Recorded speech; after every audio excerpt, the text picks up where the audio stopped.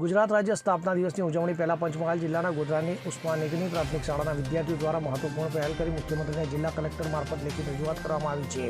લેખિત રજૂઆતમાં શહેરની મધ્યમાંથી વહેતી મેશ્રી નદીની દુર્દશા અંગે વિદ્યાર્થીઓ દ્વારા ચિંતા વ્યક્ત કરાઈ છે. તો નદીમાં ઠેર ઠેર કચરાના ઢગલા અને ગટરનું ગંદી પાણી ઠલવાય છે. તો આ પ્રદૂષણથી લોકોના આરોગ્ય પર પણ અસર થઈ રહી છે. ત્યારે આગામી 1 મે 2025ના રોજ ગુજરાત રાજ્ય સ્થાપના દિવસના રાજ્યકક્ષાની ઉજવણી ગોધરામાં થવાની છે. તો આ પ્રસંગે રાજ્યપાલ, મુખ્યમંત્રી, ઉચ્ચ અધિકારીઓ, સાંસદો અને ધારાસભ્યો ઉપસ્થિત રહેશે. ત્યારે વિદ્યાર્થીઓએ શહેરની ઓળખક્ષમી મેશ્રી નદીની સાફ સફાઈ અને જાળવણી માટે વિનંતી કરી છે. તેમણે નદીને પુનર્જીવિત કરી રિવરફ્રન્ટ બનાવવાની માંગણી કરી છે. તો આ સાથે સ્વચ્છ ગુજરાત, સ્વચ્છ ભારતના સૂત્રને સાર્થક કરવા પણ રજૂઆત કરાઈ છે.